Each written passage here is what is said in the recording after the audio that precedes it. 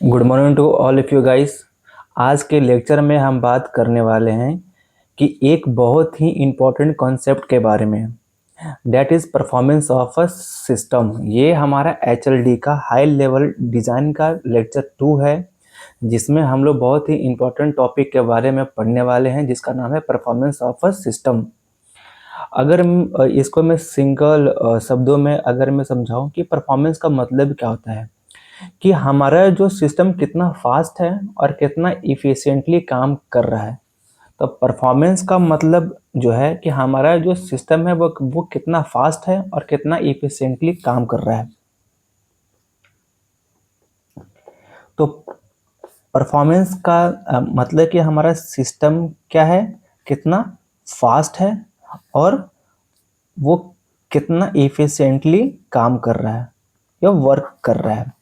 अब देखिए, जैसा कि हम सोचते हैं कि परफॉर्मेंस का मतलब जो है वो होता है सिर्फ स्पीड होता है। मतलब कि जिसका जितना ज़्यादा, किसी भी सिस्टम या किसी भी हार्डवेयर का जितना ज़्यादा स्पीड, मतलब उतना ज़्यादा उसका परफॉर्मेंस। लेकिन ऐसा नहीं होता है। Performance is not equal to a speed, ये नहीं होती है। परफॉर्मेंस सिर्फ स्पीड नहीं होती है, सिर्फ स्पीड नहीं होती है। देखिए, मैं इसका आप एक मैं एग्जांपल मैं आपको बताता हूँ। उससे पहले आप परफॉर्मेंस के बारे में समझिए। परफॉर्मेंस मतलब कि हमारा सिस्टम कितना फास्ट है और कितना ज़्यादा इफिशिएंटली काम कर रहा है under same hardware and same workload. मतलब कि समझिए, परफॉर्मेंस डिपेंड करता है। परफॉर्मेंस अगर किसी भी सिस्टम का अगर मुझे निकालना है, तो उसके लिए मुझे दो चीज़ कांस्टेंट रखना पड़ता है। दो चीज़ मुझे कांस्टेंट, पहला क्या है, कांस्टेंट हार्डवेयर। Constant hardware. और दूसरा क्या, सेम वर्कलोड या कांस्टेंट वर्कलोड।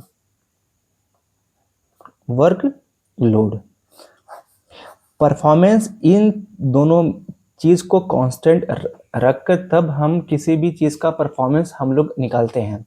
जैसे कि मैं आपको एग्जांपल लेता हूँ। जैसे कि हमारे पास दो हार्डवेयर है, ठीक है। मेरे पास दो हार्डवेयर है, जिसके पास दोनों के पास सेम CPU है, सेम रैम है और दोनों का सेम वर्कलोड है।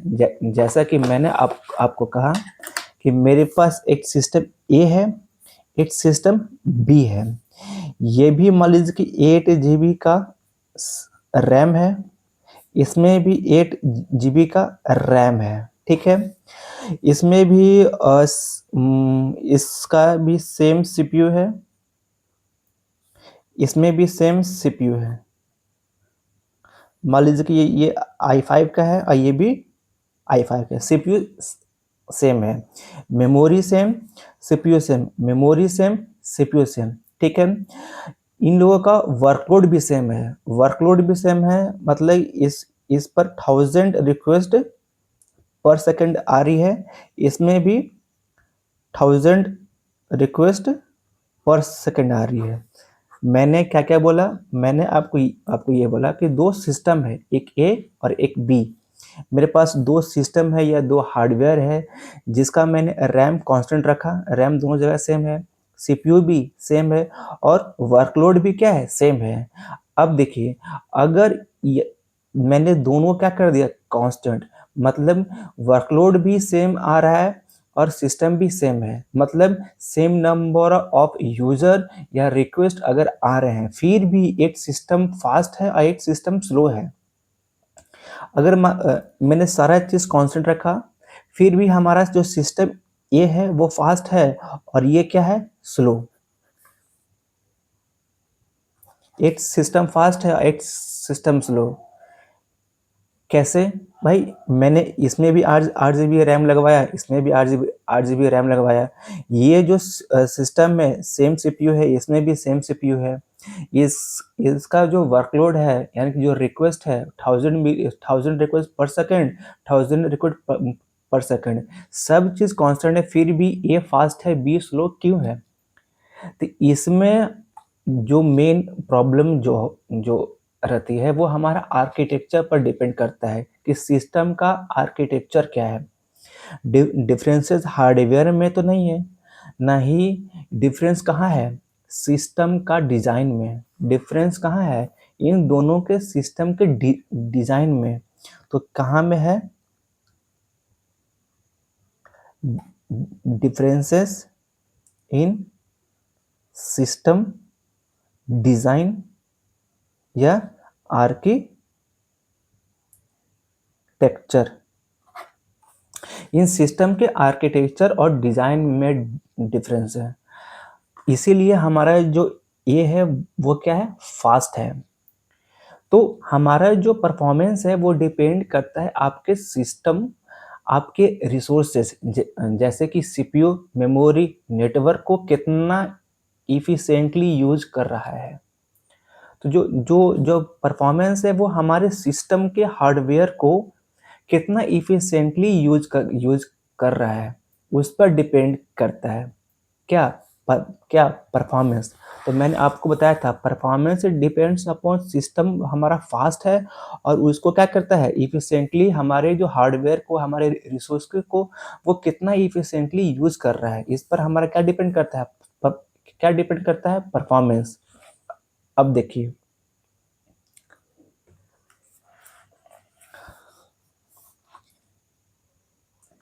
जैसे कि मैंने आपको एक एग्जाम्पल के साथ मैंने आपको बताया था, ठीक है।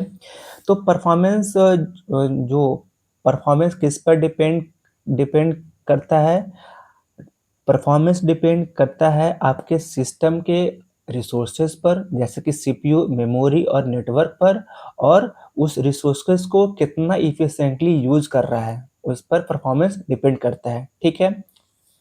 चलिए, अगर अगर हमारा जो सिस्टम का जो रिसोर्स है वो आइडल है, जैसे कि मैं कोई सीपीयू यूज यूज कर रहा हूँ i9, मैंने रैम लगवाया, 16 GB का रैम लगवाया, मैंने सारा रैम लगवाया, मैंने सीपीयू i9 का, इंटेल का i9, और जो रैम है वो 16 GB का मैंने लगाया, मैंने रिसोर्सेज तो ठीक लगाया, लेकिन फिर भी वो 1000 रिक्वेस्ट पर सेकंड पर वो इसको हैंडल कर रहा है। इसको टाइम जो जो जो लग रहा है, मान लो कि इसका जो टाइम लग रहा है 2 सेकंड, और जैसे ही मान लो कि 100 रिक्वेस्ट को हैंडल करने में इसको 2 सेकंड लग रहा है, और जैसे ही जब 10,000 रिक्वेस्ट आता है तो इसको 10 सेकंड लग जाता है। तो हमने क्या किया, हमने रिसोर्सेस को सही यूटिलाइज नहीं किया, तो यहाँ से हमारा जो परफॉर्मेंस है वो क्या हो जाएगा, स्लो। तो इसमें दो चीज आती है, पहला आता है लेटेंसी, क्या होता है, और दूसरा होता है थ्रूपुट। लेटेंसी का मतलब होता है एक रिक्वेस्ट को प्रोसेस करने में कितना टाइम लग रहा है, एक रिक्वेस्ट को प्रोसेस करने में, प्रोसेस होने में कितना टाइम लगा, उसको क्या बोलते हैं, लेटेंसी। और थ्रूपुट का मतलब है कि एक सेकंड में कितना रिक्वेस्ट हैंडल किया। तो लेटेंसी का मतलब एक रिक्वेस्ट को हैंडल करने में कितना टाइम लग रहा है, और थ्रूपुट का मतलब एक सेकंड में कितना रिक्वेस्ट को वो हैंडल कर पा रहा है। तो बताइए, अगर हम परफॉर्मेंस की बात मैं करता हूँ, तो वो एक रिक्वेस्ट को हैंडल करने में कम से कम टाइम लगाए। तो अगर हम गुड अगर किसी भी चीज का गुड परफॉर्मेंस उसको मैं बोलूंगा, या किसी भी सिस्टम का जो परफॉर्मेंस अच्छा है या बेकार है, वो किस किस पर डिपेंड करता है, लेटेंसी और थ्रूपुट पर। मतलब उसका जो लो लेटेंसी होना चाहिए। लो लेटेंसी कहने का मतलब कि एक रिक्वेस्ट को करने में कम से कम टाइम ले, यानी कि वो कम से कम टाइम ले। और दूसरा होता है हाई थ्रूपुट। हाई थ्रूपुट मतलब कि 8 सेकेंड में ज़्यादा से ज़्यादा वो रिक्वेस्ट को हैंडल कर पाए। जैसे कि एक सिस्टम ए है, एक सिस्टम बी है। इसका जो लेटेंसी है, लेटेंसी का मतलब एक रिक्वेस्ट को हैंडल करने में, एक रिक्वेस्ट को हैंडल करने में ये 2 मिली सेकेंड ये लग रहा है। और एक सिस्टम बी है, इसका जो लेटेंसी है वो मतलब एक रिक्वेस्ट को ये 10 मिली सेकेंड लग रहा है। तो कौन सा फास्ट होगा? ए। अब देखिए, अब थ्रूपुट पर बात मैं करता हूँ। थ्रूपुट क्या आता है? थ्रूपुट का मतलब, अगर मान लीजिए कि सिस्टम ए का जो थ्रूपुट है, थ्रूपुट मतलब 1 सेकेंड में कितना रिसोर्स को हैंडल कर रहा है। जैसे कि वो 8 सेकेंड में 100 रिक्वेस्ट को हैंडल कर रहा है। और जो थ्रूपुट है बी का, वो मान लीजिए कि 10,000 रिक्वेस्ट को हैंडल कर रहा है। तब इसमें कौन होगा अच्छा? ये तो जो गुड परफॉर्मेंस का मतलब लो लेटेंसी हो, मतलब एक रिक्वेस्ट को हैंडल करने में वो कम से कम टाइम लगाए, और हाई थ्रूपुट हो, मतलब कि 8 सेकंड में ज़्यादा से ज़्यादा रिक्वेस्ट को हैंडल कर पाए। ठीक है, तो गुड परफॉर्मेंस किसको मैं बोलूँगा? वैसा सिस्टम जिसके पास लो लेटेंसी हो और उसके पास हाई थ्रूपुट हो, मतलब कि एक रिक्वेस्ट को हैंडल करने में कम से कम टाइम लगाए, और हाई थ्रूपुट का मतलब 8 सेकंड में ज़्यादा से ज़्यादा वो रिक्वेस्ट को हैंडल कर पाए। ठीक है, अब आइए,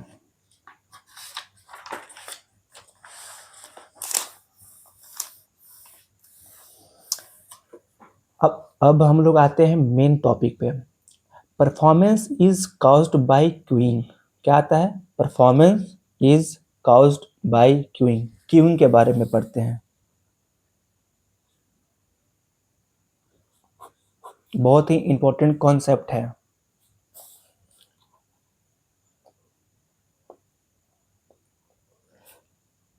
performance is caused bye queuing. Performance in दोनों पर तो डिपेंड करता ही है, लेकिन performance is caused bye queuing. Performance किसी भी सिस्टम का परफॉर्मेंस इसका ज़्यादा है या इसका फास्ट है, यह किस पर डिपेंड करता है? क्यूइंग पर। अब क्यूइंग का मतलब समझिए। क्यूइंग का सिंपल मतलब होता है लाइन लगाना, मतलब कि भीड़। क्यूइंग का मतलब क्या होता है? लाइन लगाना, मतलब कि भीड़ जमा करना। ठीक है, अब क्यूइंग होता कैसा है, आइए समझते हैं। जब सिस्टम पे रिक्वेस्ट ज़्यादा आने लगती है, तब सिस्टम उन्हें तुरंत प्रोसेस नहीं कर पाता, तो रिक्वेस्ट क्यू में वेट करती है। जैसा कि समझिए, मान ये हमारा सिस्टम है, ये हमारे सर्वर है। ठीक है, यहाँ से मेरा रिक्वेस्ट आ रहा है, यहाँ से क्या आ रहा है? रिक्वेस्ट। रिक्वेस्ट आया, रिक्वेस्ट आया, रिक्वेस्ट आया, रिक्वेस्ट आया। इसको तो भाई ये जो रिक्वेस्ट आ रहा है, ये हमारा सर्वर है। ठीक है, तो मान लीजिए कि जो रिक्वेस्ट आया, इसको वो इसको हैंडल कर लिया, हैंडल कर लिया, हैंडल कर लिया, रिक्वेस्ट को प्रोसेस कर लिया, रिक्वेस्ट को प्रोसेस कर लिया। अब बहुत ज़्यादा अगर रिक्वेस्ट आने लगे, जैसे कि स्टार्टिंग में तो भाई 10 रिक्वेस्ट पर सेकंड आ रहा था, तो हमारा जो सर्वर है वो इसको आसानी से हैंडल कर पा रहा था। 10 रिक्वेस्ट पर सेकंड, कोई दिक्कत नहीं। इसको मान लो कि इसको टाइम लगा 2 मिली सेकेंड। ठीक है, और ज़्यादा आ गया। अब मान लीजिए कि 1000 रिक्वेस्ट पर सेकेंड आने लगा, इसका मुझे टाइम लगा 3 मिली सेकेंड। अभी तक कोई प्रॉब्लम नहीं है। जैसे ही मुझे 10,000 रिक्वेस्ट अगर आ गया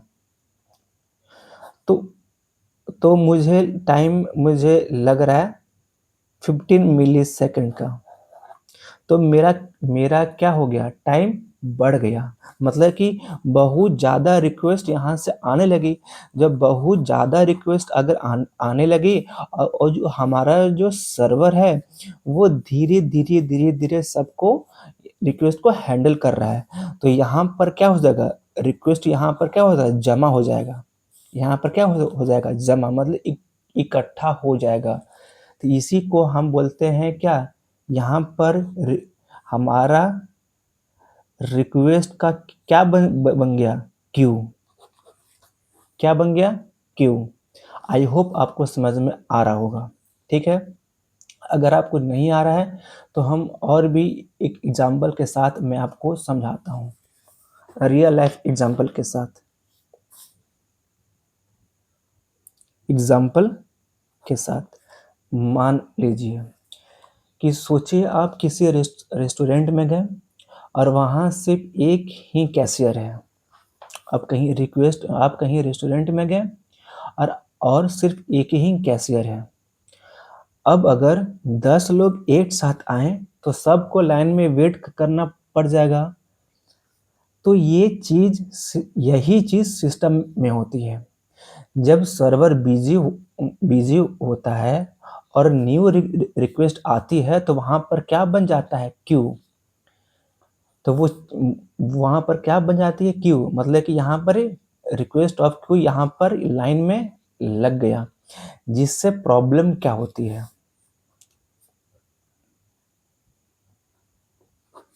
प्रॉब्लम क्या होती है, फर्स्ट जितनी बड़ी क्यू होगी उतना ज़्यादा वेटिंग टाइम होगा।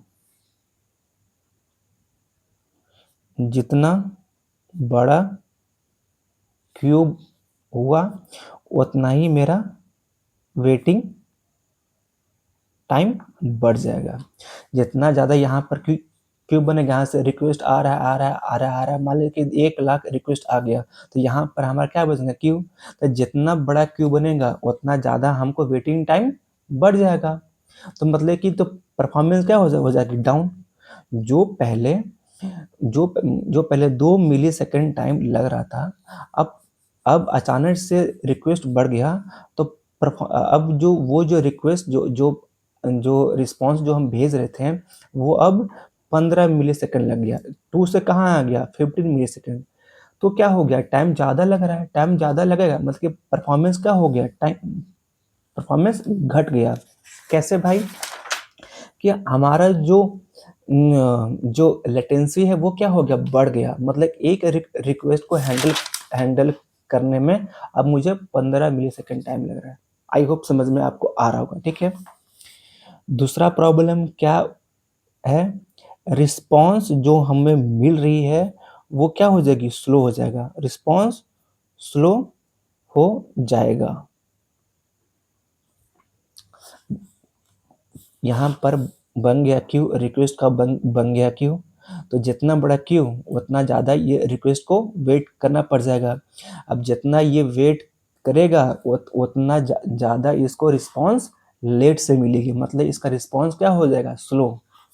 और जैसा ही ये सब हुआ कि यूजर का जो एक्सपीरियंस है, यूजर का एक्सपीरियंस क्या हो जाएगा, खराब हो जाएगा। और मैं बोलूँगा कि भाई यहाँ से मैंने फ़ोन अपना ओपन किया, अब मैं यहाँ पर रिक्वेस्ट भेज रहा हूँ, अब वो 10 सेकंड के बाद मुझे रिस्पॉन्स कर रहा है। तो इससे क्या होगा, हमारा परफॉर्मेंस डाउन हो जाएगा। तो इसी को बोलते हैं performance degradation due to queuing. इसी को हम लोग क्या बोलते हैं, performance degradation due to queuing.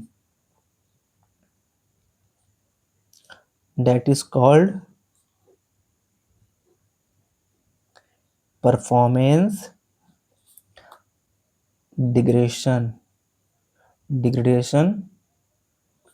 Due to queuing. तो परफॉर्मेंस कैसे कम हुआ? तो क्यूइंग के द्वारा हमारा जो परफॉर्मेंस है वो क्या हुआ, कम हो गया। ठीक है, तो इसको भी इसमें बहुत सारे कॉन्सेप्ट हैं, बहुत सारे लॉ हैं, वो सब हम फ्यूचर में पढ़ेंगे। ठीक है, अभी हम इसको हम इम्प्रूव करने के लिए इसके लोड बैलेंसर का यूज किया जाता है। इसमें हम हॉरिजॉन्टल स्केलिंग हम लोग करते हैं।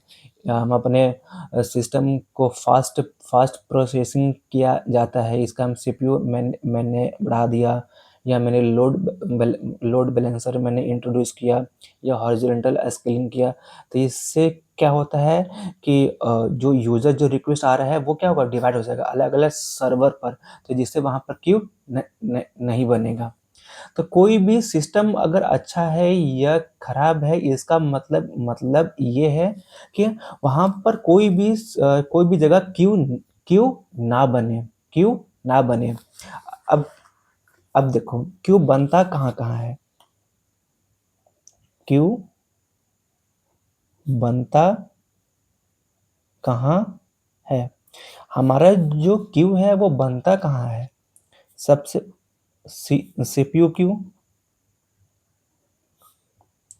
दूसरा नेटवर्क क्यू, थर्ड है डेटाबेस क्यू, यहाँ पर भी हमारा क्यू बन सकता है। ठीक है, और भी बहुत सारे हैं। देखिए, नेटवर्क क्यू का सीपीयू क्यू का मतलब कोई प्रोसेसर है वो वेट कर रहा है सीपीयू के लिए। मान लीजिए कि कोई एक एक प्रोसेस है वो सीपीयू पर वर्क कर रहा है, तो बहुत सारे जो प्रोसेस है वो वेट कर रहे हैं, तो वहां पर क्या बन जाएगा, क्यू। यानी कि प्रोसेसर वेट कर रहा है, किसके लिए, सीपीयू के लिए। तो यहाँ सीपीयू पर भी क्या बनेगा, सीपीयू क्यू। तो यहाँ पर अगर क्यू बन गया तो हमारा परफॉर्मेंस डाउन हो जाएगा। क्यों? क्योंकि वो एक जो रिस्पॉन्स जो भेजेगा वो क्या हो जाएगा, लो। तो मतलब लेटेंसी क्या हो जाएगी, हाई। मतलब कि मुझे लेटेंसी हाई का मतलब जो रिक्वेस्ट आने में जो टाइम लग रहा है वो बढ़ जाएगा। यानी कि जो पहले रिक्वेस्ट मुझे 8 सेकेंड में अगर आ रही थी, अब वो बढ़ के क्या हो जाएगा, 10 सेकेंड। तो 10 सेकेंड हो जाएगा तो मेरा जो परफॉर्मेंस है वो डाउन हो जाएगा। दूसरा है नेटवर्क क्यू। नेटवर्क क्यू का मतलब कोई पैकेट्स वेट कर रहा है सेंड होने के लिए, या जो यहाँ से अगर मैं कोई भी भेजता हूँ तो नेटवर्क डिले कभी कभी होता है, या यहाँ से जो जो अम, जो इंफॉर्मेशन जो डेटा जो जा रहे हैं वो पैकेट्स के फॉर्म में जाते हैं। तो वहाँ पर अगर क्यू बन गया तो क्यू कहीं भी हमारे सिस्टम पर बन जाता है। तो उसी को हमको क्यू को बनने से रोकना है। अगर क्यू अगर बन गया तो परफॉर्मेंस डाउन, तो इसीलिए हम क्यू को नहीं बनाते हैं। ये क्यू को हम कोशिश करते हैं ये ना बने, इसको हम कंट्रोल कर सकते हैं। ठीक है, तीसरा आता है डेटाबेस क्यू। डेटाबेस क्यू का मतलब कोई भी मान लीजिए कि हमारा एक डेटाबेस है, इस पर मैं रीड राइट ऑपरेशन कर रहा हूँ। मान लीजिए कि मैं राइट ऑपरेशन कर रहा हूँ, तो अपकमिंग जो जितने भी जो रीड वाली रिक्वेस्ट है या राइट वाली जो रिक्वेस्ट है वो यहाँ पर क्या करेगी, वेट करेगी। जैसे कि एक एक है जो यहाँ पर राइट ऑपरेशन कर रहा है। अब यहाँ पर 5-6 रिक्वेस्ट आ गई कि मुझे भी राइट करना है, या मुझे रीड करना है, या मुझे अपडेट करना है। तो यहाँ पर रिक्वेस्ट क्या हो जाएगी, क्यू के फॉर्म में आ जाएगी। मतलब कि मल्टीपल रिक्वेस्ट अगर आ गई तो यहाँ पर भी क्या बन जाएगा, क्यू। तो यहाँ पर क्यू बन गया तो इसको बोलते हैं डेटाबेस क्यू। तो इसी चीज को मुझे ऑप्टिमाइज करना है, इसी चीज को मुझे कम करना है। ठीक है, तो हाँ, तो इसको हम लोग कम करने के लिए, इसको अगर मुझे इसका सॉल्यूशन क्या है, तो हम लोड बैलेंसर को इंट्रोड्यूस करते हैं। हॉरिजेंटल स्केलिंग मैं बनाता हूँ कि एक हमारा जो ये जो सर्वर है मेरे पास एक सर्वर है, यहाँ से बहुत सारी रिक्वेस्ट आ रही है, आ रही है, आ रही है, आ रही है, अब आ रही है। मान लीजिए कि 1 लाख रिक्वेस्ट आ गया, ठीक है। अब इसका मैं सॉल्यूशन बता रहा हूँ, सॉल्यूशन कि क्यों ना बने, क्यों ना बने, इसका सॉल्यूशन क्या क्या होता है। तो पहला होता है लोड बैलेंसर। हम लोड बैलेंसर को इंट्रोड्यूस करें। किसको? लोड बैलेंसर को। ये क्या करता है कि हमारा एक सर्वर है, ठीक है, यहाँ पर बहुत सारे रिक्वेस्ट आने लगे, ठीक है। तो बहुत सारे जब रिक्वेस्ट आ रहे हैं तो इसको हम क्या करते हैं, यहाँ पर लोड बैलेंसर का यूज़ करते हैं। जैसे कि लोड बैलेंसर क्या करता है कि अपकमिंग जो जो ट्रैफिक जो आ रही है उसके अलग अलग सर्वर पर डिस्ट्रीब्यूट करना, ठीक है। यानी कि एक ही सर्वर पर वो रिक्वेस्ट ना भेजे, ऐसे ऐसे अलग अलग जो सर्वर बने हुए हैं उस पर रिक्वेस्ट भेजे, एक एक ही सर्वर पर रिक्वेस्ट ना भेजे। फिर आता है हॉरिजेंटल स्केलिंग। हॉरिजेंटल स्केलिंग, इसका मतलब क्या है कि अगर मेरे पास एक सर्वर पर बहुत सारे रिक्वेस्ट आ रहे हैं तो मैं क्या करता हूं, मैं एक और सर्वर बना देता हूं। मैंने सर्वर 2 बना दिया, तो मैंने बना दिया, और लोड बैलेंसर के मदद से मैं यहाँ पर मैंने लोड बैलेंसर मैंने बनाया, लोड बैलेंसर। तो लोड बैलेंसर का काम है ये जो रिक्वेस्ट है इसको अलग अलग सर्वर पर भेजना। तो अब यहाँ से मान लीजिए कि मैं 1 लाख रिक्वेस्ट अगर आ रही है तो लोड बैलेंसर के मदद से हम हाफ हाफ डिवाइड कर देंगे, अलग अलग सर्वर पर मैं ट्रैफिक को डिस्ट्रीब्यूट कर दूंगा। तो जिससे क्या होगा, लोड कम पड़ेगा। लोड कम पड़ेगा तो क्यों नहीं बनेंगी। तो हम लोड बैलेंसर और हॉरिजॉन्टल स्केलिंग करते हैं। फिर मैं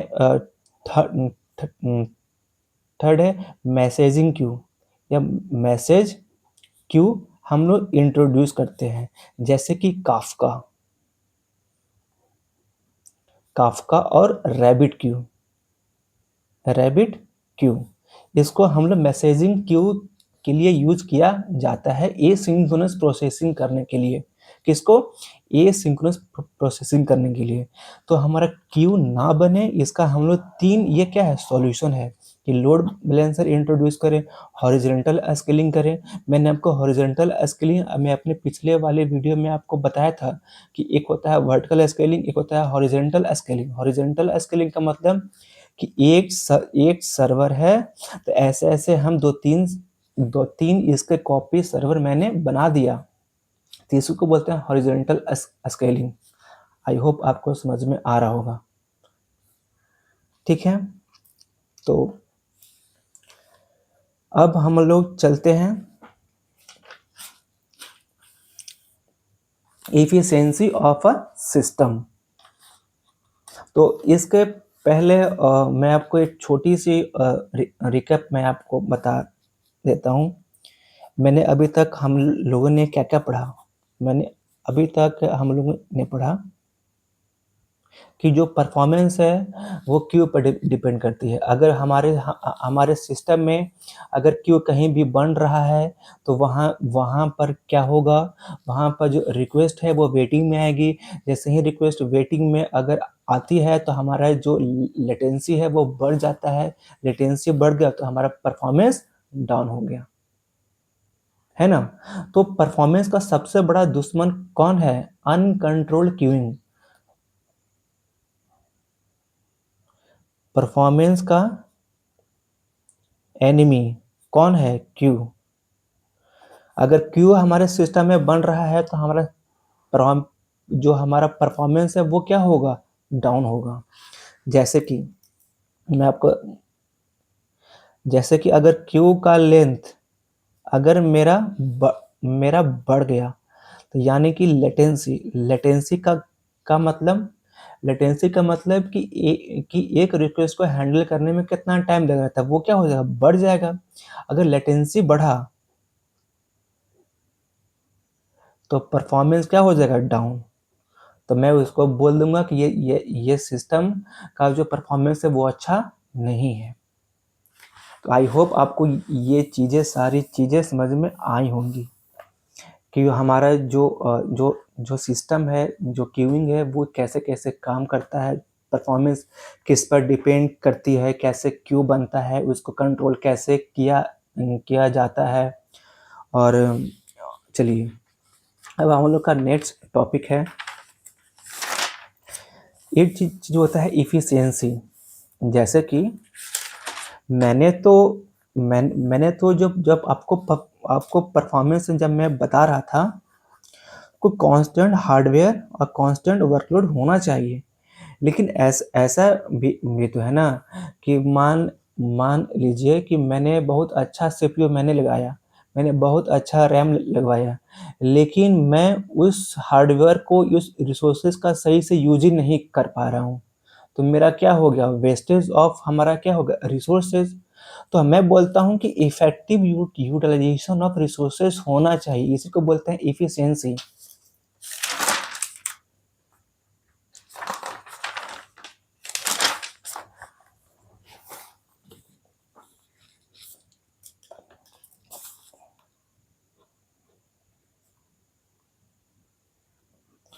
इफिशियंसी का मतलब क्या है, effective utilization of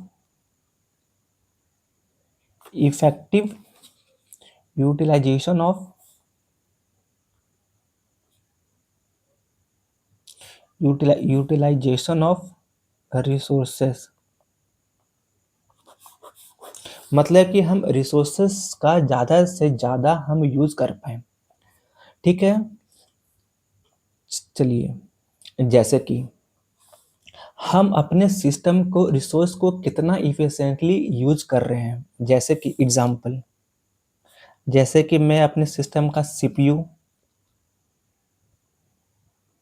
memory, disk, network, memory, ये सबको मैं कितना ज़्यादा से ज़्यादा मैं यूज कर पा रहा हूँ। अगर मैं ज़्यादा से ज़्यादा मैं यूज कर पाया तो वो हमारे लिए क्या है, सही है।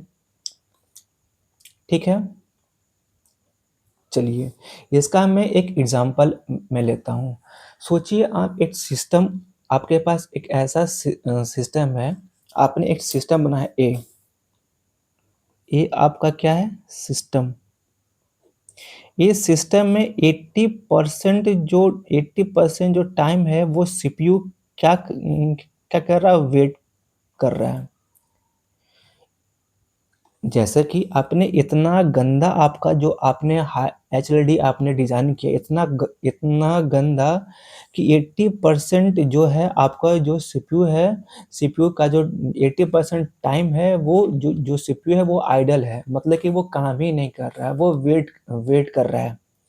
तो जब 80% जो आपका टाइम है वो सीपीयू वेट कर रहा है, तो आपका जो परफॉर्मेंस है वो क्या होगा, वो अच्छा नहीं होगा। आपका जो रिक्वेस्ट है वो क्या करेगा, वेट करने पर बैठ जाएगा। तो इसीलिए हम एचएलडी पढ़ते हैं कि हमारा परफॉर्मेंस हो और हम रिसोर्सेज का इफेक्टिव यूटिलाइजेशन करें।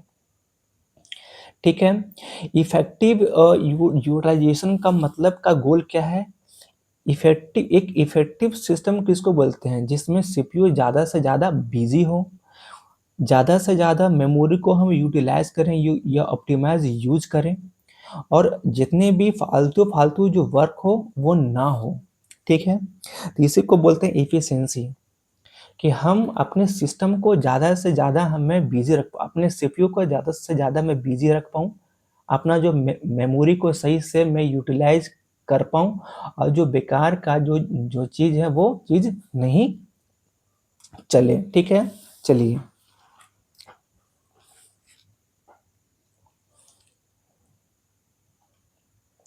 अब जैसे कि मैंने आपको बताया था,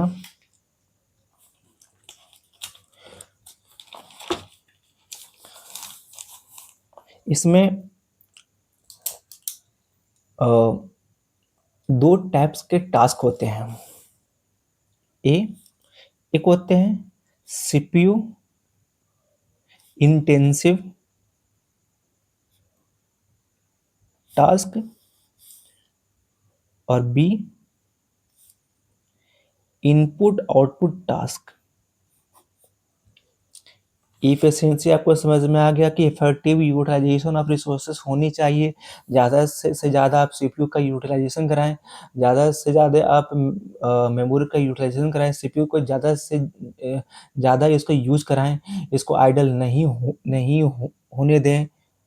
ठीक है, चलिए उसके बाद आइए, दो तरह के टास्क होते हैं, सीपीयू इंटेंसिव टास्क, एक होता है input output task. CPU intensive task का मतलब क्या होता है, देखिए सीपीयू इंटेंसिव टास्क हम किसको बोलते हैं, और इनपुट आउटपुट टास्क हम लोग क्या क्या बोलते हैं। देखिए सीपीयू इंटेंसिव टास्क का मतलब है कि वो टास्क जिसमें सीपीयू का सबसे सबसे ज़्यादा हेवनली यूज होते हैं, उसको हम बोलते हैं सीपीयू इंटेंसिव टास्क। जैसे कि video processing, image rendering, encryption, decryption, ये सब क्या है, सीपीयू इंटेंसिव टास्क है। तो सीपीयू इंटेंसिव टास्क में क्या क्या होता है, वीडियो प्रोसेसिंग, मतलब कि वैसा सॉफ्टवेयर जो वीडियो को प्रोसेसिंग कर रहा हो। कोई भी एक्सेल सीट मुझे बनानी है, या मुझे कोई रिपोर्ट जनरेशन मुझे करना है, या मुझे कोई भी इमेज री रेंडरिंग करनी है, या मुझे इंक्रिप्शन डिक्रिप्शन मुझे करना है। तो ये सब जो जितने भी टास्क हैं वो क्या है, सीपीयू इंटेंसिव टास्क हैं। ठीक है, इसमें सीपीयू बहुत ज़्यादा कंटिन्यूअसली बिजी रहता है। ठीक है, तो अगर सीपीयू बिजी है तो दूसरा टास्क वेट करेगा। अगर सीपीयू बहुत ज़्यादा बिजी है तो जो अगला जो टास्क है वो क्या करेगा, वेट करेगा। ठीक है, एक होता है input output task. Input output task का मतलब वो टास्क जिसमें सीपीयू यूज नहीं होता है। इनपुट आउटपुट टास्क का मतलब इसमें सीपीयू का यूज नहीं होता है। जैसे कि एग्जाम्पल, जैसे कि एपीआई कॉलिंग, मैंने कोई एपीआई कॉल किया या थर्ड पार्टी एपीआई को मैंने कॉल किया, तो उसमें सीपीयू का कोई काम नहीं है। डेटाबेस क्यूरी, डेटाबेस क्यूरी, मैं कोई डेटाबेस से डेटा को रीड राइट ऑपरेशन करवा रहा हूँ, तो उसमें सीपीयू का कोई यूज नहीं है, तो वो कहाँ आता है, इनपुट आउटपुट टास्क में। जैसा कि कोई भी मुझे फाइल रीड राइट करवानी है, तो उसमें सीपीयू का कोई काम नहीं है। तो आई होप आपको समझ में आया होगा कि दो टाइप्स के टास्क होते हैं, सीपीयू इंटेंसिव टास्क, एक होते हैं input output task. CPU intensive task का मतलब इसमें सीपीयू क्या होगा, सबसे ज्यादा वो यूज करेगा। मेरा पेन कहाँ गया, हाँ, इसमें क्या होगा, सीपीयू ज़्यादा काम करेगा इसमें, और इसमें सीपीयू का कोई रोल नहीं है, मतलब कि इसमें सीपीयू का ज़्यादा काम नहीं होता है। और सीपीयू इंटेंसिव टास्क में सीपीयू का बहुत ज़्यादा कंटिन्यूअसली वेटिंग, मतलब कि वो काम करते रहता है। जैसे कि मैंने कोई कोड कोड लिखा, जैसे कि एक्सेल सीट मुझे जनरेट करवानी है, एक ये कोई वीडियो का प्रोसेसिंग हो, या इंक्रिप्शन हो, डिक्रिप्शन हो, या मुझे फॉर लूप है, मैंने कोई अपने बैकएंड में फॉर लूप मैंने यूज़ किया है, वाइल लूप है, या कोई भी जो मैंने इफ एल्स का कोड लिखे हैं, तो वो सब क्या है, सीपीयू इंटेंसिव टास्क है। तो उसमें जो रहता है वो सीपीयू कभी आइडल नहीं रहती। लेकिन इनपुट आउटपुट टास्क में क्या होता है, सीपीयू सीपीयू सीपीयू क्या होता है, आइडल होता है। किस में, इनपुट आउटपुट टास्क में सीपीयू क्या होता है, आइडल। सीपीयू क्या होता है, आइडल। किस में, इनपुट आउटपुट टास्क में सीपीयू क्या होता है, आइडल। इसमें टाइम वेस्ट होता है, क्योंकि भाई सीपीयू मेरा आइडल है, तो जिसमें सीपीयू मेरा आइडल है वो क्या हो गया, टाइम वेस्ट, क्योंकि मुझे क्या चाहिए, इफेक्टिव यूटिलाइजेशन ऑफ रिसोर्सेस। तो दो तरह के टास्क होते हैं, सीपीयू इंटेंसिव टास्क और एक होते हैं इनपुट आउटपुट टास्क। ठीक है, चलिए, तो इसी इसी में कॉन्सेप्ट आता है मल्टी थ्रेडिंग और सिंगल थ्रेडिंग का। जैसा कि बहुत लोग इसकी, मुझे कोई कंपनी वाला किसी को सॉफ्टवेयर बनवानी है, तो वो कैसे डिसाइड करता है कि वो स्प्रिंग बूट से बनाए या नोड.जेएस से बनाए, या कोई भी सॉफ्टवेयर है वो क्या कितना फास्ट वो बनेगा, वो किस टाइप का टास्क है, वो सब पहले एचएलडी में डिफाइन किया जाता है कि क्या वो सीपीयू इंटेंसिव टास्क है या इनपुट आउटपुट इंटेंसिव टास्क है। यानी कि सॉफ्टवेयर को, जब सॉफ्टवेयर हम लोग बनाते हैं, अगर हम लोग जब सॉफ्टवेयर अगर कहीं बनवानी रहती है, तो उसमें हम पूछते हैं, हम देखते हैं कि सीपीयू इंटेंसिव टास्क होने वाला है या इनपुट आउटपुट टास्क इसमें सबसे ज़्यादा होने वाली है, कौन सा ज़्यादा यूज होने वाली है। जैसे कि कोई बैंकिंग है, तो बैंकिंग में सिक्योरिटी चाहिए और उसमें क्या होता है, सीपीयू इंटेंसिव टास्क ज़्यादा होता है।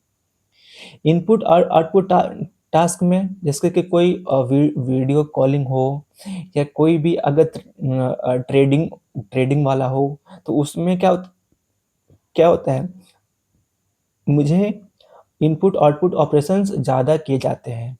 मतलब कि वैसा चीज़ जिसमें सीपीयू इंटेंसिव ज़्यादा हो, हम लोग सॉफ्टवेयर को पहले से देखते हैं कि इसमें सीपीयू इंटेंसिव टास्क हो या इनपुट आउटपुट टास्क हो।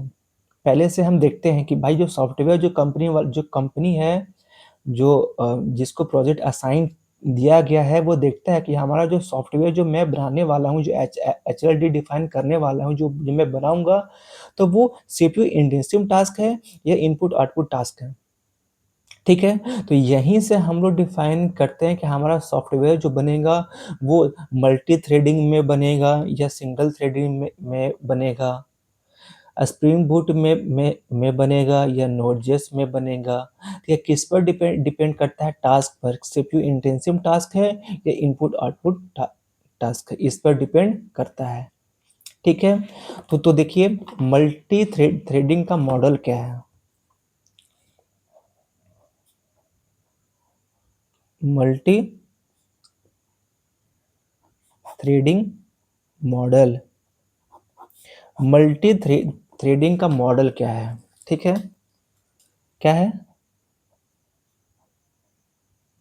Multi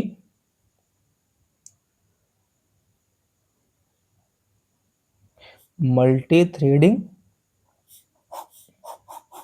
modal.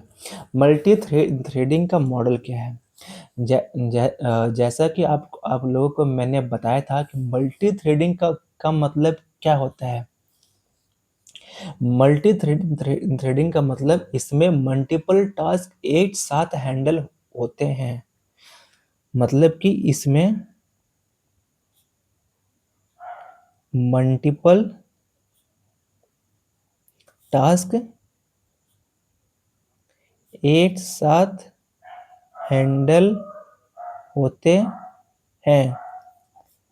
मल्टी थ्रेडिंग में क्या होता है, एक साथ मल्टीपल टास्क एग्जीक्यूट होते हैं, हैंडल होते हैं। ठीक है, और एक होता है सिंगल थ्रेडिंग। तो अभी मैं मल्टी थ्रेडिंग मॉडल के बारे में पढ़ रहा हूँ, उसके बाद मैं पढ़ूंगा सिंगल थ्रेडिंग। तो देखिए मल्टी थ्रेडिंग का मतलब इसमें मल्टीपल टास्क एक साथ हैंडल होते हैं। जैसा कि मैंने एक बनाया मेरे पास एक 4 कोर का सीपीयू है। मेरे पास क्या है, 4 कोर का सीपीयू। मान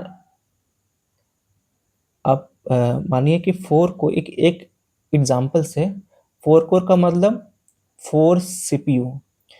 ठीक है, और मैं मानता हूं, अभी मैं मान के चलता हूं कि एक कोर मतलब 1 थ्रेड।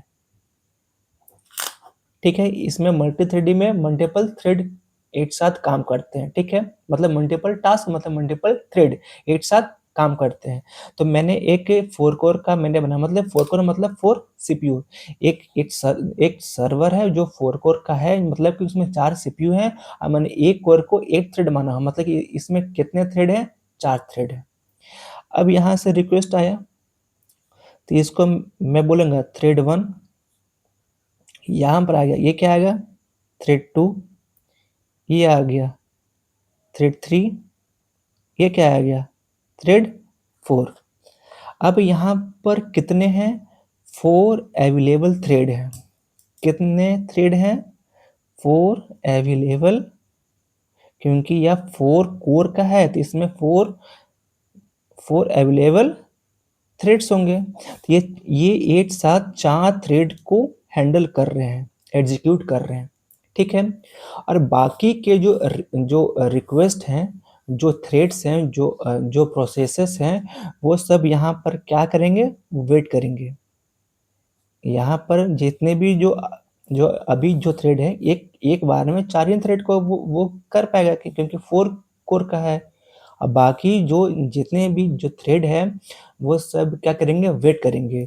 तो वेट करने करने के लिए एक बनता है क्या, लिसनिंग क्यू। भाई कहीं ना कहीं हमारा जो जो ये जो रिक्वेस्ट है वो कहीं ना कहीं हमारे क्यू पर क्या बनेगा, एक वेटिंग बनेगा। तो इसको हम लोग बोलते हैं लिसनिंग क्यू। इसको हम क्या बोलते हैं, listening listening Q. Listening Q का मतलब ये जो रिक्वेस्ट हैं वो हमारे लिसनिंग क्यू में आके वेट करते हैं, ठीक है। चलिए अब देखिए, जैसा कि ये वाला थ्रेड था, मतलब कि ये थ्रेड अभी काम कर रहा है, ठीक है, काम कर रहा है। काम करते करते अब इसको कोई इनपुट आउटपुट ऑपरेशन कॉल करनी है। जैसे कि इनपुट आउटपुट ऑपरेशन का मतलब मैंने आपको बताया था, इनपुट आउटपुट टास्क ऑपरेशन का मतलब कोई भी एपीआई कॉल करनी है, या डेटा बेस में क्यूरी करनी है, या कोई फाइल रीड राइट करनी है। तो हमारे इस सीपीयू में ये थ्रेड नंबर 3 है, वो एग्जीक्यूट हो रहा था। सब जो थ्रेड 1, थ्रेड 2, थ्रेड 3, थ्रेड 4 सब अपना अपना पहले काम कर रहा है। थ्रेड 3 जब अपना एग्जीक्यूट कर रहा था तो इसको जरूरत पड़ा इनपुट आउटपुट कॉल की, मतलब कि एपीआई कॉलिंग का काम आया। अब उसको कोई थर्ड पार्टी से या कोई एपीआई कॉल उसको उसको उसको करवानी है, या कोई रीड राइट ऑपरेशन करवानी है। तो अब वो पता है कहाँ जाएगा, इसको यहाँ से इसको भेज देगा। इसको कहाँ भेज देगा, मैसेज क्यू में। अब इसको कहाँ भेज देगा, मैसेज क्यू में। मान लीजिए इसको मैसेज क्यू में यहाँ पर भेज दिया, यहाँ पे किसको, थ्रेड 3 को। अब इतना तक ये एग्जीक्यूट कर लिया है, तो इसका सारा इंफॉर्मेशन याद करके हमारे मैसेज क्यू में उसको भेज देगा कि हाँ, ये जो थ्रेड 3 है वो कुछ टास्क कंप्लीट करके एपीआई कॉलिंग कर, अब इसको चाहिए, इसलिए इसको सीपीयू से बाहर बाहर इसको निकालो। और जब ये अपना एपीआई कॉलिंग करके लाएगा। अब बताइए, अब ये थ्रेड 3 है, जो इसकी 4 कोर है, यानी कि 4 थ्रेड होंगे। अब ये वाला जो थ्रेड है अब क्या हो गया, फ्री। अब फ्री हो गया तो अब यहाँ से लिसनिंग क्यू से जो इसकी ये थ्रेड 5 था, ये थ्रेड 6 है, ये थ्रेड 7, ये थ्रेड 8 है। तो जो खाली हो, अब ये क्या हो गया, खाली। अब यहाँ से वो एक न्यू थ्रेड को लाएगा। अब क्या होगा, न्यू थ्रेड को लाएगा, ठीक है। अब इसको इसको थ्रेड 3 को message queue sorry listening Q में रखने में और नया थ्रेड को लाने में, मतलब लाने और ले जाने में कुछ ना कुछ टाइम लगेगा। इसी को हम लोग बोलते हैं कॉन्टेक्स्ट स्विचिंग। क्या बोलते हैं, कॉन्टेस्ट स्विचिंग, मतलब कि इस थ्रेड को एपीआई कॉलिंग आया, ये लिसनिंग क्यू में इसको भेज दिया। अब कोई नया थ्रेड लिसनिंग क्यू से उठाया और इसको लाके मान लीजिए कि इसको कुछ कुछ टाइम लगा, मतलब कि इसको कुछ भी 2 मिली सेकेंड उसको टाइम लगा, ठीक है, या 1 मिली सेकेंड उसको टाइम लगा कॉन्टेस्ट स्विचिंग स्विचिंग करवाने में। जो रनिंग थ्रेड का उसको मैं ये लिस्टिंग क्यू में डालने में और इसको भेजने में उसको कोई टाइम लगा। अब यहाँ से एक नया रिक्वेस्ट यहाँ से आया, यहाँ पर लग गया, ठीक है, यहाँ से अपना काम करने लगा। तो इसमें क्या होता है, कॉन्टेस्ट स्विचिंग। अगर मान लीजिए फिर से इसको रीड राइट ऑपरेशन अगर इसको चाहिए तो ये कहाँ जाएगा, ये लिसनिंग क्यू में आएगा और फिर से कोई नया रिक्वेस्ट यहाँ पर आ जाएगा। तो फिर से क्या हो गया, कॉन्टेस्ट स्विचिंग, मतलब कि इसमें क्या होता है, कॉन्टेस्ट स्विचिंग किया जाता है। तो इसमें क्या होता है, कॉन्टेस्ट स्विचिंग, कॉन्टेस्ट स्विचिंग। अब देखिए यहाँ पर क्या हुआ,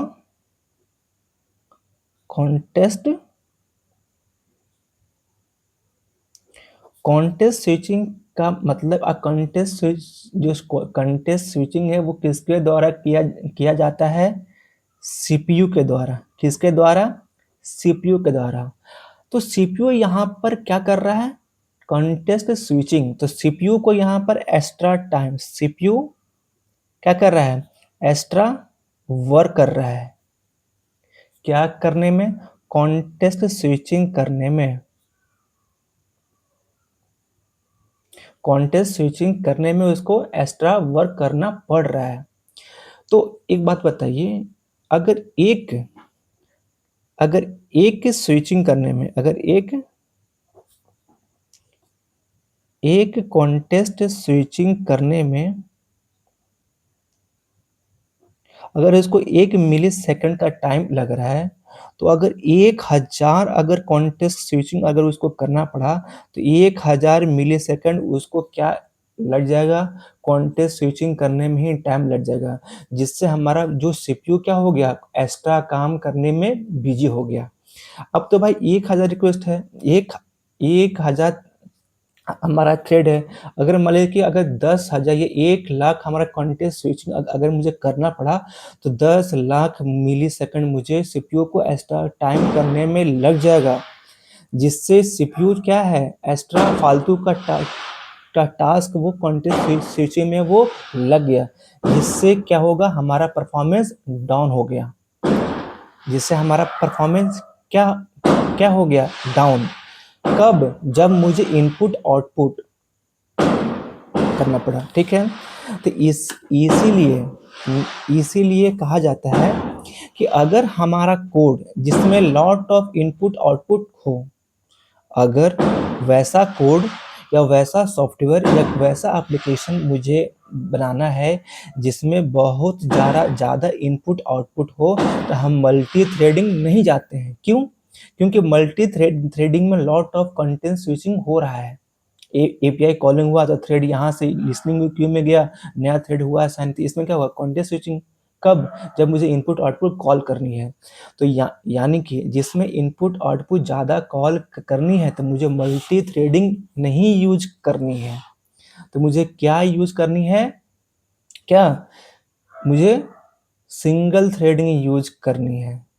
क्यों भाई, मुझे यहाँ पर मल्टी थ्रेडिंग में मुझे क्या इनपुट आउटपुट जो वैसा सॉफ्टवेयर जिसमें इनपुट आउटपुट ज़्यादा हो उसमें मल्टी थ्रेडिंग क्यों नहीं यूज करनी चाहिए, क्योंकि इनपुट आउटपुट टास्क वाले में मुझे फालतू का कॉन्टेस्ट स्विचिंग करना पड़ रहा है, जिससे सीपीयू को फालतू टास्क करने में टाइम लग रहा है, जिससे हमारा परफॉर्मेंस क्या हो जाएगा, डाउन। तो इसीलिए मल्टी थ्रेडिंग में इनपुट आउटपुट वाले सॉफ्टवेयर नहीं बनाए जाते हैं। यहाँ पर मैं लिख देता हूं, if your code having lots of input output, then not go for multi threading. जिसमें सबसे ज़्यादा इनपुट आउटपुट हो हम मल्टी थ्रेडिंग यूज नहीं करते हैं। क्यों? Because lots of context switching, context switching, CPU is busy on context switching. CPU किसमें हो, सीपीयू बिजी हो जाता है किसमें, कॉन्टेक्स्ट स्विचिंग में। तो आई होप, इसलिए हम जो इनपुट आउटपुट जो जिसमें इनपुट आउटपुट वाले जो सॉफ्टवेयर अगर बनते हैं तो उसमें मल्टी थ्रेडिंग यूज नहीं करते हैं। क्या यूज करते हैं? Single threading. मल्टी थ्रेडिंग उसमें यूज करते हैं जिसमें इनपुट आउटपुट कम हो। इनपुट आउटपुट कम है तो सीपीयू है वो कंटिन्यूअसली एक ही थ्रेड को वो एग्जीक्यूट करते चल जाएगा। मतलब कि जिसमें सीपीयू को ज़्यादा यूज करना हो, मतलब सीपीयू वैसा टास्क जो सीपीयू इंटेंसिव टास्क हो उसमें हम मल्टी थ्रेडिंग मॉडल यूज करते हैं। अब आते हैं सिंगल थ्रेडिंग के बारे में कि सिंगल थ्रेडिंग। तो अगर आपको कोई बोले कि कोई सॉफ्टवेयर है तो वो उसमें मल्टी थ्रेडिंग यूज करना चाहिए या सिंगल थ्रेडिंग, वो किस पर डिपेंड करता है कि अगर कोई भी टास्क हमारा अगर सीपीयू इंटेंसिव टास्क है तो हम मल्टी थ्रेडिंग जाएंगे। अगर वो इनपुट आउटपुट है तो वो कहाँ जाएंगे, आइए अभी देखते हैं। क्यों सिंगल थ्रेडिंग, क्यों, आइए देखते हैं। मल्टी थ्रेडिंग इनपुट आउटपुट अगर टास्क हो सबसे ज़्यादा, वैसा सॉफ्टवेयर जिसमें इनपुट आउटपुट टास्क ज़्यादा हो तो मल्टी थ्रेडिंग नहीं जाएंगे। क्यों? क्योंकि उसमें बहुत ज़्यादा कंटेक्स्ट स्विचिंग होता है तो सीपीयू क्या हो जाएगा, एक्स्ट्रा टाइम में बिजी हो जाएगा। तो हम इसलिए मल्टी थ्रेडिंग यूज नहीं करते हैं। आई होप आपको समझ में आया होगा। अब आते हैं सिंगल थ्रेडिंग मॉडल के बारे में।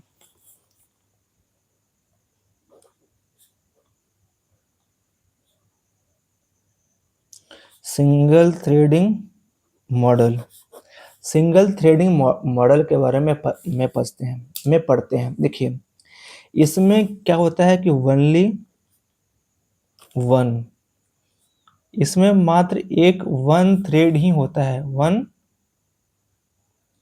Threads that will execute the request. इसमें बस एक ही मेन थ्रेड होता है जो कि इसको एग्जीक्यूट करवाता है। ठीक है, आई होप आपको ये चीजें समझ में आ रही होंगी। ठीक है, चलिए तो कौन सा है, सिंगल थ्रेडिंग। तो सिंगल थ्रेडिंग का मतलब जिसमें एक थ्रेड ही होते हैं वही रिक्वेस्ट को हैंडल करते हैं। जैसा कि देखिए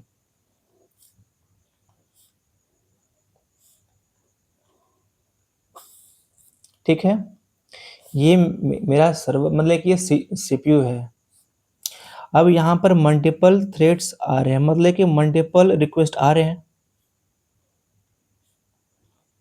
ठीक है, चलिए अब एक एक करके सबको एग्जीक्यूट करेगा। फर्स्ट रिक्वेस्ट आया, इसको एग्जीक्यूट किया। अब एग्जीक्यूट करते करते करते अब इसको क्या हो गया, इसको एपीआई कॉलिंग आया, मतलब कि इनपुट आउटपुट ऑपरेशन की इसको जरूरत आई। किसको, अब इसको इनपुट आउटपुट ऑपरेशन की जरूरत आई। तो अब पता है इसको क्या करता है, इसको कर देता है ऑफलोड। क्या कर लेता है, ऑफलोड, मतलब इसको यहाँ से निकाल देता है। अब बोलता है कि भाई मुझे एपीआई कॉलिंग करनी है तो इसको क्या करेगा तुम, अब भाई तुम अगर तुम्हें इनपुट आउटपुट ऑपरेशन करनी है, इनपुट आउटपुट ऑपरेशन का मतलब एपीआई कॉलिंग या डेटाबेस बेस क्यूरी या मुझे रीड राइट ऑपरेशन अगर करनी है तो भाई तुम यहाँ से क्या करो, ऑफलोड हो जाओ, मतलब कि यहाँ से तुम बाहर निकलो और तुम कहाँ कहाँ जाओ, तुम एपीआई कॉलिंग में जाओ। कहाँ जाओ, एपीआई कॉलिंग में जाओ। अब ये बोलता है कि भाई तुम ऑपरेटिंग सिस्टम के पास जाओ, ओएस के पास जाओ। कहाँ जाओ? Operating system. कब? जब इसे इनपुट आउटपुट ऑपरेशन करनी है तब। इनपुट आउटपुट ऑपरेशन करनी है जब इस थ्रेड को इनपुट आउटपुट अगर ऑपरेशन करनी है तो इसको क्या कर देता है? ऑफलोड। मतलब कि तुम बाहर जाओ और जाकर तुम अपना इनपुट आउटपुट ऑपरेशन करो। मतलब कि तुम ऑपरेटिंग सिस्टम या कर्नल के पास जाता है, वहां से वो अपना एपीआई कॉलिंग करवाता है। ठीक है, अब देखिए, अब यहां पर एक बनता है इवेंट लूप। क्या बनता है? Event loop. इवेंट लूप का मतलब क्या होता है? अब देखिए यहाँ पे आया, अब इसको ऑफलोड किया, अब इसको एपीआई कॉलिंग कॉलिंग करनी है तो ये अपना एपीआई कॉलिंग करने जाएगा। ठीक है, करने के बाद अगर वो कंप्लीट कर लिया है, एपीआई कॉलिंग कंप्लीट करने के बाद अब वो कहाँ जाएगा? हमारे इवेंट लूप में वो में चला आएगा। अब देखिए, ये एग्जीक्यूट यहाँ से कर रहा था, इसको एपीआई कॉलिंग है, इसको कर दी ऑफलोड। ऑफलोड करके छोड़ दिया। अब ये किसकी मर्जी, अब ये किस पर छोड़ दिया? ऑपरेटिंग सिस्टम पर। अब ये क्या करे, यहीं से फिर से इसको एग्जीक्यूट करने लगा, इसको फिर से एग्जीक्यूट करने लगा। अब इसको फिर से एपीआई कॉलिंग आया तो फिर से इसको क्या कर देगा? ऑफलोड। फिर से इसको क्या कर दिया? ऑफलोड। अब फिर से ये ओएस के पास जाएगा। अब ये अपना एपीआई कॉलिंग करके फिर से ये अपना इसमें इवेंट लूप में असाइन हो जाएगा। अब एपीआई कॉलिंग के बाद अब इसको पूरा किया तो फिर से तुरंत कोई दूसरा थ्रेड इसने इसने पकड़ लिया या कोई दूसरा रिक्वेस्ट करने लगा। फिर से इसको एपीआई कॉलिंग करनी है तो इसको क्या कर दी? ऑफलोड। ऑफलोड करने के तुरंत एकदम जस्ट बाद ही फिर से इसको एग्जीक्यूट करने लगा। भाई इसको एपीआई कॉलिंग करनी है, फिर चला गया, फिर तुरंत अब इस पर आ गया, इसको एपीआई कॉलिंग करनी है, आ गया, फिर दूसरा रिक्वेस्ट आ गया। अब इसको एग्जीक्यूट किया, फिर से इसको एपीआई कॉलिंग करनी है तो फिर से इसको ऑफलोड किया। ऑफलोड करते वक्त यहाँ पर मैसेज क्यू में जो मेरा एपीआई कॉलिंग करने के लिए मैं भेजा था वो अपना एपीआई कॉलिंग करके हमारे इवेंट लूप में असाइन हो रहा है। अब वो इवेंट लूप का काम काम क्या है कि भाई तुमने ये मॉनिटर करता है, मॉनिटर मतलब देखता है, ये बताता है कि जो तुमने जो एपीआई कॉलिंग करने के लिए जो भेजा था वो अपना एपीआई कॉलिंग या थर्ड पार्टी या कोई भी नेटवर्क कॉलिंग या कोई भी डेटाबेस का काम रीड ऑपरेशन करने का काम था, उसको कंप्लीट करने के बाद इवेंट लूप में असाइन हो गया है। अब वो क्या करता है, अब वो यहाँ से वो चीज़ें फिर से यहाँ पर लाके दे देगा। तो फिर से अभी वो यहाँ पर काम कर रहा था हमारा सीपीयू। अब ये इवेंट लूप बोलता है कि भाई तुमने जो मुझे एपीआई कॉलिंग करने को जो तुमने भेजा था वो अपना काम कंप्लीट करके मेरे पास आ गया है। तो इवेंट लूप इसको बताएगा। तो ये सारा काम छोड़ के यहाँ से छोड़ के फिर से यहाँ से वो अपना काम करना लग जाएगा। ठीक है, अब इसको कंप्लीट किया। अब इसको जैसे ही कंप्लीट कर यहाँ से कंप्लीट कर रहा था तो इवेंट लूप ने फिर से बोला भाई जो तुमने ये वाला जो काम दिया था ये कंप्लीट होके यहाँ पर बैठा है, तो फिर से यहाँ से छोड़ के अब यहाँ पर आ जाएगा। अब यहाँ से एग्जीक्यूट कर रहा है, फिर देखेगा भाई तुमने जो कहा था वो काम कंप्लीट हो गया है, तो ये वाला काम मान लो कि यहाँ पर होता तो इसको छोड़ के यहाँ पर आ गया। मतलब कि थोड़ा सबको ये एग्जीक्यूट कर रहा है। ये सबको क्या कर रहा है? थोड़ा सबको ये एग्जीक्यूट कर रहा है। मतलब कि कोई भी एक टास्क को वो कंप्लीटली पूरा नहीं कर रहा है, मतलब थोड़ा सबको ये एग्जीक्यूट कर रहा है। ठीक है, तो इसी के लिए हम लोग यहाँ पर बोलते हैं कि अगर मान लीजिए कि अगर 100 रिक्वेस्ट आई तो ये पता क्या क्या क्या करता है? सबको एक रिक्वेस्ट को पकड़ के नहीं काम करता है कि एक रिक्वेस्ट आई अब उसी को पर ही हम करने लगे, नहीं, वो थोड़ा थोड़ा सब पर। लेकिन कैसे? जब इनपुट आउटपुट कॉलिंग है तब, यानी कि if it check the input output operation is completed or not. If input output completed, then is sent to the CPU thread। इसको भेज दिया था। चलिए अब देखिए, यहां पर कोई भी कॉन्टेस्ट स्विचिंग नहीं हो रहा है, यहां पर नो मोर कॉन्टेस्ट स्विचिंग। एक यहां पर देखिए मल्टी थ्रेडेड में मैं आपको बता दिया था, सिंगल थ्रेडिंग में आपको मैं समझाने की कोशिश मैं कर रहा हूं कि सिंगल थ्रेडिंग में अगर कोई भी इनपुट आउटपुट टास्क अगर आता है तो इसको एपीआई कॉलिंग भेजता है, अपना फिर से वहां काम करना स्टार्ट करता है, फिर से मिलता है एपीआई कॉलिंग भेज दिया, फिर दूसरा थ्रेड फिर से मिला, फिर से इसको एपीआई कॉलिंग आया, फिर से इसको भेज दिया, फिर मैसेज क्यू इसको बताते रहता है कि भाई तुमने जो टास्क दिया था वो टाइप कंप्लीट हो गया, तो यहाँ से काम छोड़ के फिर यहाँ पर आ जाएगा। मतलब कि ये जो है वो जिसमें इनपुट आउटपुट ऑपरेशन ज़्यादा हो, जिसमें इनपुट आउटपुट ऑपरेशन ज़्यादा हो उसमें क्या यूज़ करना चाहिए? Single threading. क्यों? क्योंकि ये जितने भी रिक्वेस्ट है वो सब को एकाएक ही नहीं करता है, थोड़ा थोड़ा सब को कर रहा है।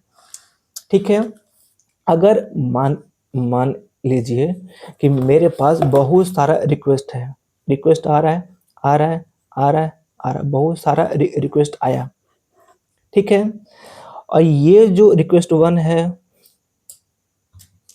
1 2 3 4 5 ऐसे 1000 मेरे पास रिक्वेस्ट आ गए। अब मान लीजिए कि यहाँ पर कोई भी इनपुट आउटपुट ऑपरेशन नहीं है, तो जो मेन थ्रेड है वो इसी को एग्जीक्यूट करते रह जाएगा, अब बाकी सब क्या हो जाएंगे? वेट करते रह जाएंगे। मतलब कि इसमें सीपीयू इंटेंसिव टास्क जो है, जो एक ही थ्रेड को ये करते रह गया, बाकी सब क्या हो गए? वेट कर गए। तो बाकी सब अगर वेट कर गए हैं तो इसका रिस्पॉन्स टाइम क्या हो जाएगा? बेकार हो जाएगा। मतलब कि ये मुझे जो रिस्पॉन्स मिलेगा वो काफ़ी लेट मिलेगा, काफ़ी देर मुझे मिलेगा, जिससे लेटेंसी इसकी बढ़ जाएगी। तो मतलब कि सिंगल थ्रेडेड में सीपीयू ओरिएंटेड काम नहीं किया जाता। मतलब कि वैसा मॉडल्स जिसमें कंटेंट स्विचिंग नहीं हो रहा हो, जिसमें कंटेंट स्विचिंग नहीं हो रहा हो, तो उसमें सिंगल थ्रेडिंग हम यूज नहीं करते हैं। मतलब सिंगल थ्रेडिंग का मतलब है कि वैसा चीज जिसमें सबसे ज़्यादा इनपुट आउटपुट ऑपरेशन हो, उसमें हम सिंगल थ्रेडिंग यूज किया करते हैं। क्योंकि वो थोड़ा सबको टास्क देता है। अगर वो एक ही टास्क को अगर वो करते रह जाएगा तो बाकी सब क्या हो जाएंगे? वेटिंग में चल जाएंगे। जब बाकी सब वेटिंग के में चल जाएंगे तो सबका रिस्पॉन्स टाइम बढ़ जाएगा, तो जिससे हमारा सिस्टम स्लो हो जाएगा। तो मैंने ओवरऑल आपको क्या बताया कि सीपीयू इंटेंसिव टास्क है, सीपीयू इंटेंसिव टास्क है, तो मैं इसको क्या बोलूँगा? कौन सा मॉडल यूज करना चाहिए?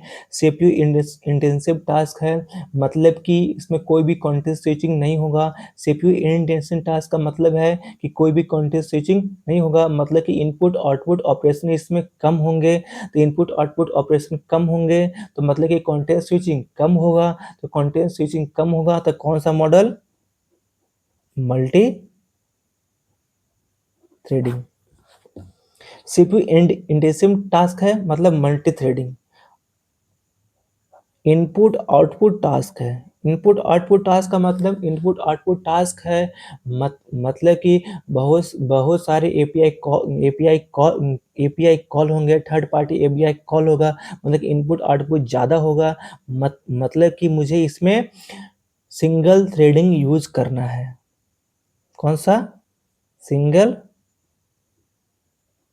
थ्रेडिंग मॉडल मुझे यूज करना है। सीपीयू इंडेक्सिंग टास्क है कौन, तो इसीलिए कोई भी जब सॉफ्टवेयर बनता है तो उसको हम लोग पहले हम चेक करते हैं कि सीपीयू इंटेंसिव टास्क है या इनपुट आउटपुट टास्क है। अगर वो बोलिए अगर वो सीपीयू इंटेंसिव टास्क है तो कौन सा model? Multi threading model, multi threading. और इनपुट आउटपुट टास्क है तो मैं बोलूंगा सिंगल थ्रेडिंग। आई होप आपको समझ में आ गया होगा performance of a system in HLD, performance of a system in HLD। तो आपको ये वीडियो कैसा लगा आप मुझे कमेंट सेक्शन में बता सकते हैं। और हम नेक्स्ट वीडियो में जो लेक्चर नंबर 3 है उस पर मैं ऑप्टिमिस्टिक और भी कई सारे टॉपिक्स के बारे में हम लोग पढ़ने वाले हैं। तो ये लेक्चर 2 था, performance of a system. I hope आपको अच्छा लगा होगा। अगर आपको समझ में अगर आ रहा है तो हमारे इसको शेयर करें।